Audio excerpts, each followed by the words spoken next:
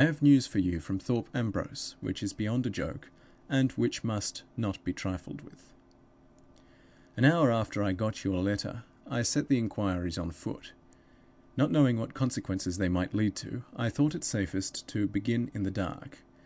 Instead of employing any of the people whom I have at my own disposal, who know you and know me, I went to the private inquiry office in Shadyside Place, and put the matter in the inspector's hands, in the character of a perfect stranger, and without mentioning you at all. This was not the cheapest way of going to work, I own, but it was the safest way, which is of much greater consequence. The inspector and I understood each other in 10 minutes, and the right person for the purpose, the most harmless-looking young man you ever saw in your life, was produced immediately. He left for Thorpe Ambrose an hour after I saw him. I arranged to call at the office on the afternoon of Saturday, Monday, and today for news. There was no news till today, and there I found our confidential agent, just returned to town, and waiting to favour me with a full account of his trip to Norfolk. First of all, let me quiet your mind about those 2 questions of yours. I have got answers to both, the one and the other. The Blanchard women go away to foreign parts on the 13th, and young Armadale is at this moment cruising somewhere at sea in his yacht. There is talk at Thorpe Ambrose of giving him a public reception, and of calling a meeting of the local grandees to settle it all. The speechifying and fuss on these occasions generally wastes plenty of time, and the public reception is not thought likely to meet the new squire much before the end of the month. If our messenger had done no more for us than this, I think he would have earned his money.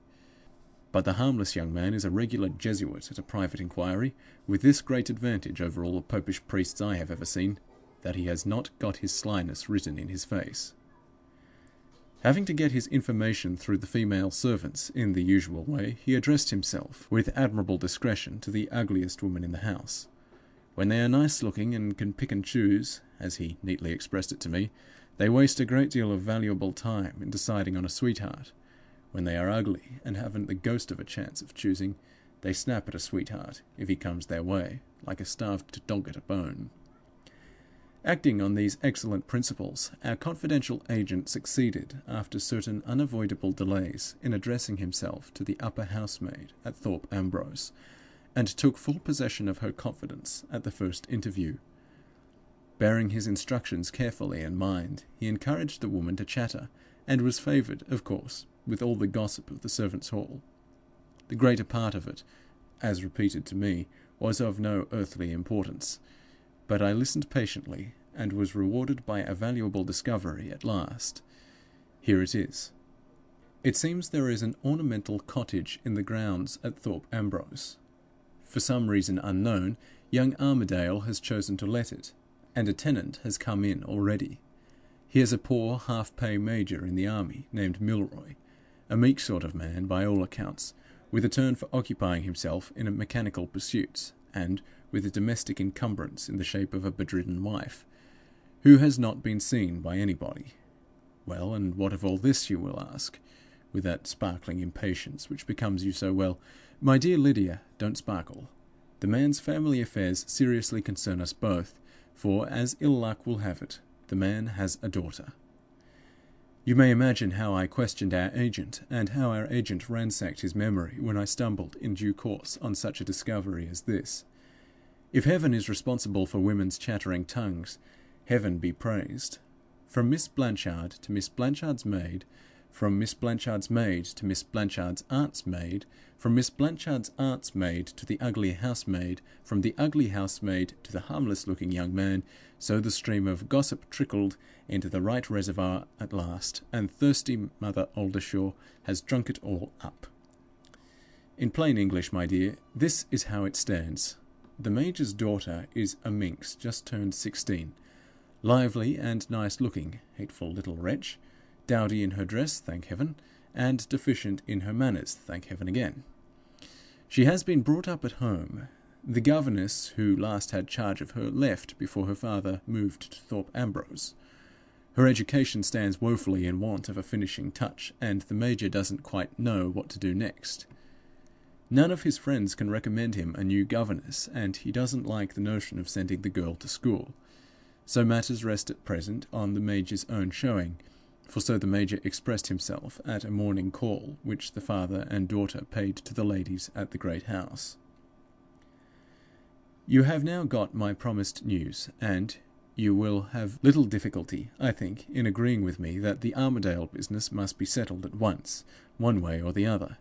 If, with your hopeless prospects, and with what I may call your family claim on this young fellow, you decide on giving him up, I shall have the pleasure of sending you the balance of your account with me, 27 shillings, and shall then be free to devote myself entirely to my own proper business.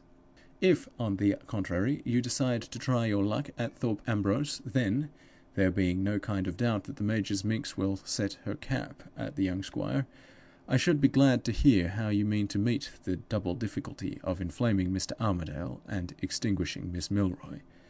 Affectionately yours, Maria Oldershaw. 5. From Miss Gwilt to Mrs. Oldershaw. First answer. Richmond, Wednesday morning. Mrs. Oldershaw, send me my 27 shillings, and devote yourself to your own proper business. Yours, L.G. 6. From Miss Gwilt to Mrs. Oldershaw. Second answer. Richmond, Wednesday night. Dear old love, keep the 27 shillings, and burn my other letter. I have changed my mind. I wrote the first time after a horrible night. I write this time after a ride on horseback, a tumbler of claret, and the breast of a chicken. Is that explanation enough? Please say yes, for I want to go back to my piano. No, I can't go back yet. I must answer your question first. But are you really so very simple as to suppose that I don't see straight through you and your letter?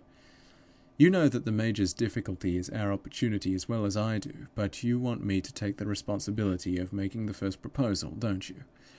Suppose I take it in your own roundabout way. Suppose I say, pray don't ask me how I propose inflaming Mr. Armadale and extinguishing Miss Milroy. The question is so shockingly abrupt, I really can't answer it. Ask me instead if it is the modest ambition of my life to become Miss Milroy's governess. Yes, if you please, Mrs. Oldershaw, and if you will assist me by becoming my reference. There it is for you. If some serious disaster happens, which is quite possible, what a comfort it will be to remember that it was all my fault. Now, I have done this for you. Will you do something for me? I want to dream away the little time I am likely to have left here in my own way. Be a merciful mother, Oldershaw, and spare me the worry of looking at the ins and outs and adding up the chances for and against in this new venture of mine. Think for me, in short, until I am obliged to think for myself. I had better not write any more, or I shall say something savage that you won't like. I am in one of my tempers tonight.